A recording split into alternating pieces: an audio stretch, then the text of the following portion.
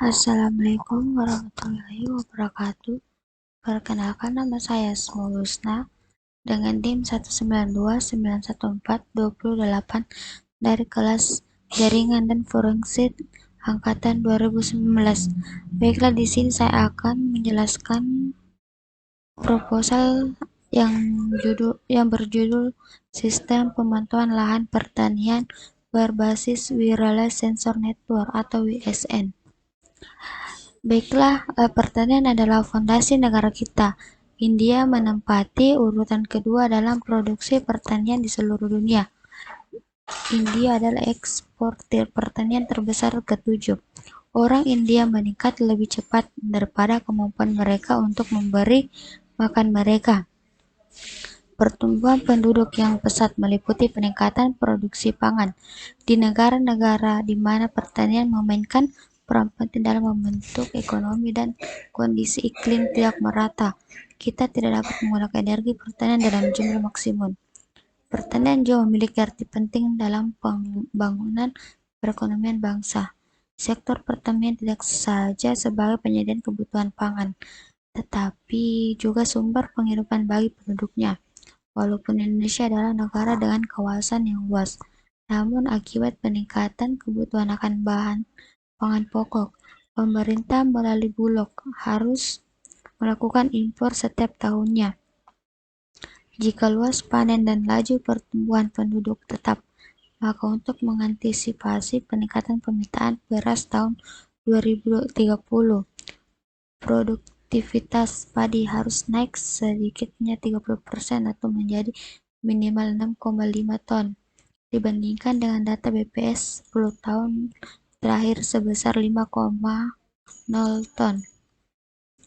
Hasil pertanian harus ditingkatkan dengan cepat untuk memenuhi kebutuhan pangan penduduk di seluruh dunia. Saat ini, Wireless Sensor Network atau WSN digunakan untuk memecahkan banyak masalah waktu nyata. WSN memainkan peran penting dalam berbagai bidang seperti transportasi, medis, militer, ponsel, peralatan rumah tangga, dan sebagainya. Pertanian merupakan salah satu sumber penting bagi semua makhluk hidup. Namun saat ini tanaman pertanian terkena dampak karena banyak perubahan lingkungan. Untuk mengatasi hal tersebut, WSN mengambil peran penting dalam bidang pertanian. Di bidang pertanian, WSN digunakan untuk pemantauan pengukuran suhu, sistem vegetasi, dan pengukuran suplai air dan sebagainya.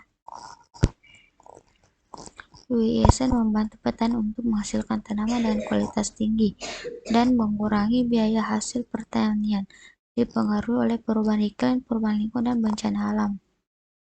Dengan WSN, pengelolaan tanah dan air dapat dilakukan. Di sini sensor nirkabel digunakan, sehingga biaya implementasinya sangat rendah. Baiklah, dalam penelitian ini, metode sensor nirkabel digunakan untuk memantau hasil panen, perubahan kadar pH, suhu udara, kelembapan udara, intensitas cahaya, kelembapan tanah dan pada sawah, dan beberapa deteksi pencuri lainnya dapat dilakukan dengan menggunakan sensor. Hal ini membantu untuk meningkatkan produktivitas pertanian. Upaya manusia dikurangi dengan proses otomatis dan mendorong petani untuk mengembangkan lahan pertanian. Lokasi lahan pertanian dapat dikirim menggunakan GPS. Beberapa komponen seperti sensor Wi-Fi, kamera, dan beberapa perangkat lain digunakan untuk membuat pertanian sebagai sistem cerdas. Semua informasi yang dikumpulkan disimpan dalam memori atau cloud. Adapun rumus masalah yaitu bagaimana cara membuat pemantauan lahan pertanian berbasis wireless sensor network. Tujuan penelitiannya yaitu untuk memantau kualitas lahan pertanian untuk mendapatkan data mengenai perubahan kadar pH, temperatur, kelembapan tanah, intensitas cahaya, kelembapan tanah, mendeteksi pencurian pada padi menggunakan WSN. Luaran yang diharapkan yaitu sistem pemantauan lahan pertanian berbasis wireless sensor network, pengajuan hak kekayaan intelektual, dan draft paten, publikasi ilmiah, publikasi media cetak, dan laporan akhir. Adapun kegunaannya, dengan adanya sistem pemantauan lahan pertanian berbasis wireless sensor network ini, maka mampu membantu meringankan pekerjaan para petani dalam melakukan monitoring lahan pertanian dan mendeteksi pencurian dalam pertanian, sehingga proses untuk mencapai hasil panen yang maksimal dari tanaman padi. Tinjauan pustaka ya ada sebagai berikut. Sensor kabel digunakan untuk memantau tanaman yang ditemukan di lahan pertanian. Kedua, sensor akuisisi data untuk memasang sensor dengan papan pelindung digunakan. Yang ketiga, sensor temperatur, yaitu sensor suhu digunakan untuk mengukur besarnya suhu di lahan pertanian. Keempat, sensor kelembapan digunakan untuk mengukur tingkat kelembapan di udara.